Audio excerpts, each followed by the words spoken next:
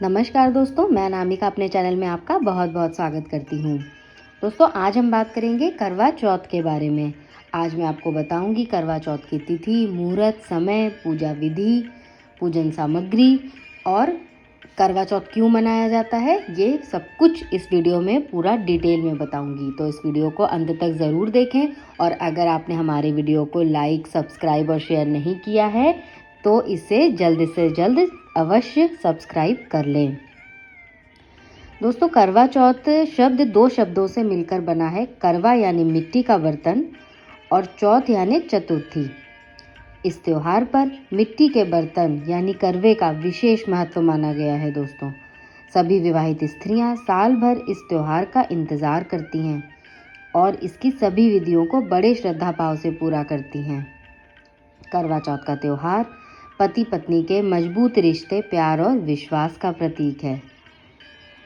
बहुत सी प्राचीन कथाओं के अनुसार करवा चौथ की परंपरा देवताओं के समय से चली आ रही है। दोस्तों, ऐसा माना जाता है कि एक बार देवताओं और दानवों में युद्ध शुरू हो गया और उस युद्ध में देवताओं की हार हो रही थी। ऐसे में देवताओं ने क्या किया, वो ब्रह्मदेव के पास चले गए और उनसे रक्षा की प्रार्थना की।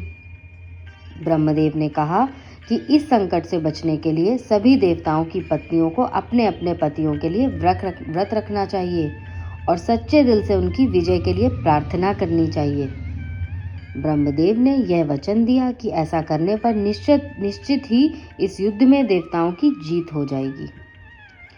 ब्रह्मदेव के सुझाव को सभी देवताओं और उनकी पत्नियों ने खुशी खुशी स्वीकार कर लिया और ब्रह्मदेव के कहे अनुसार कार्तिक माह की चतुर्थी के दिन सभी देवताओं की पत्नियों ने व्रत रखा और अपने पतियों यानी देवताओं की विजय के लिए प्रार्थना की।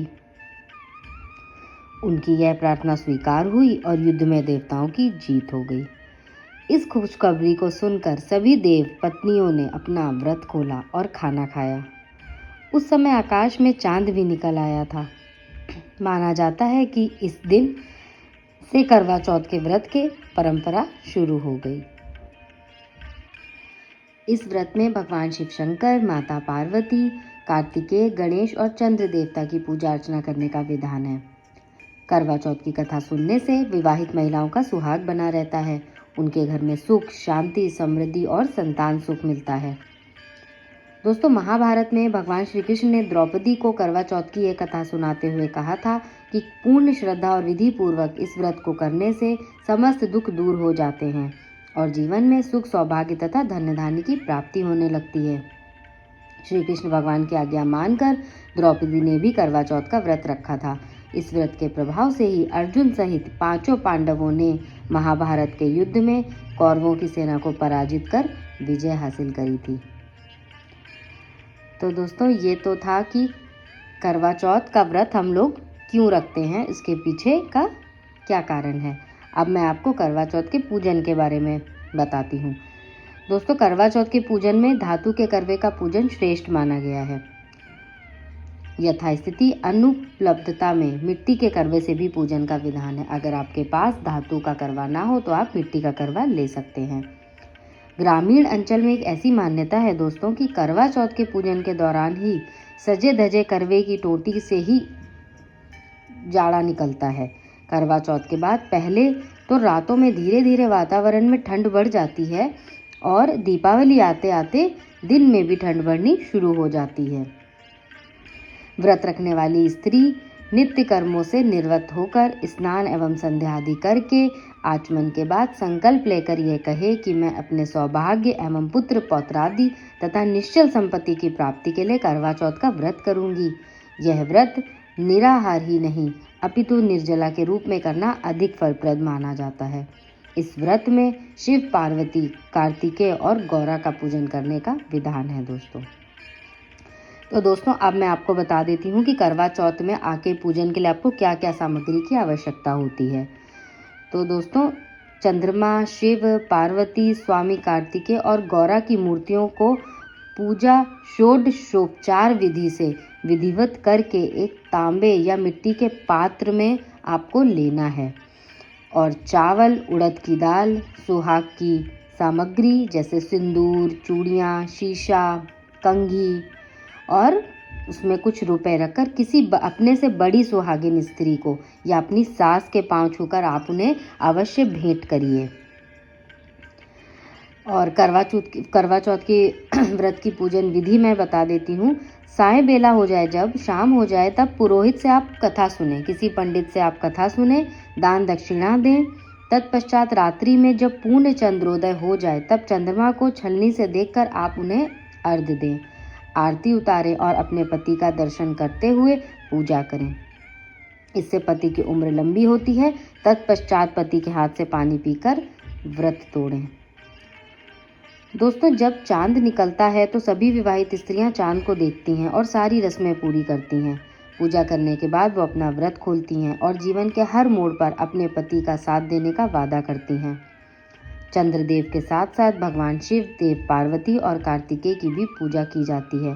माना जाता है कि अगर इन सभी की पूजा आप करें तो माता पार्वती के आशीर्वाद से जीवन के सभी प्रकार के सुख आपको मिलते हैं। ये व्रत दोस्तों सूर्योदय से पहले शुरू होता है, जिसे चांद निकलने तक रखा जाता है। और इस व्रत में सास अपनी बहू को सरगी देती है। इस सरगी को लेकर बहू अपने व्रत की शुरुआत करती है। तो अब मैं आपको बताती हूँ कि इस बार करवा चौथ के पूजन की तिथि और शुभ मुहूर्त क्या है। करवा चौथ का चांद इस साल बेहद ही शुभ रहेगा दोस्तों। रोहिणी नक्षत्र में चांद निकलेगा और पूजन होगा, जो व्रत करने वाली महिलाओं के लिए अत्यंत फलदायी होगा। कृष्ण पक्ष की चतुर्थी तिथि इस साल 24 अक्टूबर रविवार सुबह 3:01 पर शुरू होगी, जो अगले दिन 25 अक्टूबर को सुबह 5:43 तक रहेगी। इस दिन चांद निकलने का समय 8:11 पर है। पूजन के लिए शुभ मुहूर्त, जो आप पुरोहित से कथा सुनने जाएंगे, उसका शुभ मुहूर्त है 24 अक्टूबर को शाम 6:55 से लेकर 8:51 तक। इस दौरान आप पुरोहित से कथा सुन सकते हैं और चांद को देखकर चांद की पूजा कर सकते हैं। तो दोस्तों, अब पूजन की प्रॉपर विधि क्या है। आपको सुबह सूर्योदय से पहले उठ जाना है। मैं आपको फिर से बता देती हूँ। आपको सूर्योदय से पहले उठ जाएं, सरगी के रूप में जो आपको सास से मिला हुआ भोजन है उसे कर लें, पानी पी लें और भगवान की पूजा करके निर्जला व्रत का संकल्प ले लें। करवा चौथ में महिलाएं पूरे दिन जल अन्न कुछ ग्रहण नहीं करती हैं। शाम के समय चांद को देखने के बाद दर्शन करके व्रत खोलती हैं। पूजा के लिए शाम के समय एक मिट्टी की वेदी पर सभी देवताओं की आप स्थापना कर लें, जैसा मैंने आपको बताया है, और इसमें करवे रखें। एक थाली में धूप, दीप, चंदन, रोली, सिंदूर रख लें और घी का दीपक जलाएं। पूजा चांद निकलने के 1 घंटे पहले शुरू आप कर सकते हैं। जब तक चांद निकलेगा आपकी पूजा हो जाएगी। और इस दिन महिलाएं जो हैं साथ मिलकर भी पूजन कर सकती हैं। अगर आप अकेली हैं तो आप किसी को अपने घर बुलाकर या आप किसी के घर जाकर साथ में पूजन कर सकती हैं। या कथा सुनने के लिए अगर कोई नहीं है तो आप मंदिर में भी कथा सुनने जा सकती। दोस्तों, साय बेला पर जब आप पुरोहित से कथा सुन लें, उसके बाद आप किसी को दान दक्षिणा अवश्य दें। इससे बहुत अच्छा रहता है। आपको कथा सुनने के बाद किसी को दान दक्षिणा अवश्य देनी चाहिए।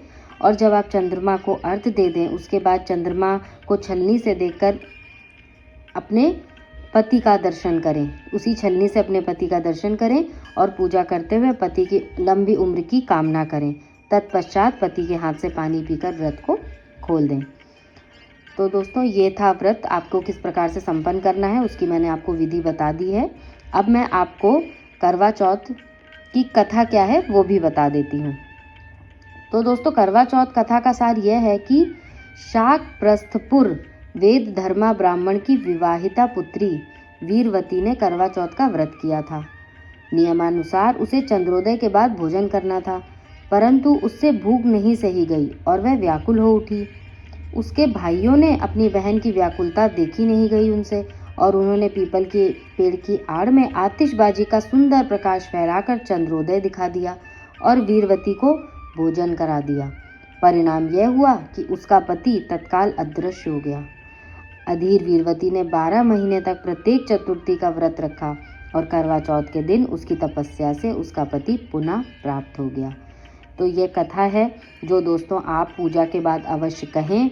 मैंने आपको ये इसमें बता दी है ताकि आपको अलग से कहीं ढूंढनी ना पड़े। अगर आपको नहीं पता है तो आप ये कथा बोल सकते हैं। कथा बोलते वक्त अपने हाथ में अक्षत अवश्य ले लें और उसके बाद अक्षत को पूजा स्थल पर छिड़क दें।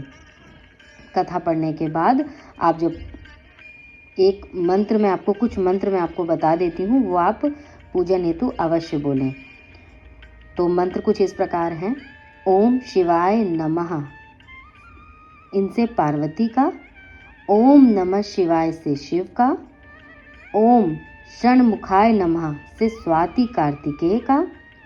ओम गणेशाय नमः से गणेश का तथा ओम सोमाय नमः से चंद्रमा का पूजन अवश्य करें। ये मंत्र जब आप पूजन कर रहे हो तो ज़रूर बोलें। दोस्तों, करवों में लड्डू का नैवेद्य रखकर नैवेद्य अर्पित भी आप अवश्य करें। एक लोटा, एक वस्त्र और एक विशेष करवा दक्षिणा के रूप में अर्पित कर पूजा समापन कर लें। करवा चौथ का व्रत की कथा जो मैंने बोली है वो पढ़ लें या किसी से सुन लें।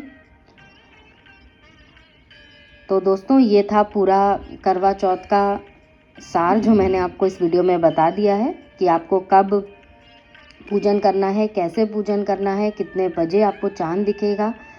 सब चीज़ की जानकारी मैंने आपको वीडियो में दे दी है। आशा करती हूँ कि हमको मेरा वीडियो अवश्य पसंद आएगा और जितनी पूजा से संबंधित जानकारियाँ हैं वो मैंने आपको इसमें दे दी हैं, आपको मिल गई होंगी। तो मैं आशा करती हूँ कि आप अच्छे से करवा चौथ का व्रत रखें और भगवान से प्रार्थना करती हूँ सभी महिलाओं के लिए कि सभी महिलाओं को माँ भगवती, माँ पार्वती और शिव जी से अखंड सौभाग्यवती का आशीर्वाद प्राप्त हो। तो दोस्तों, यहीं से मैं आप सबसे विदा लेती हूँ। धन्यवाद।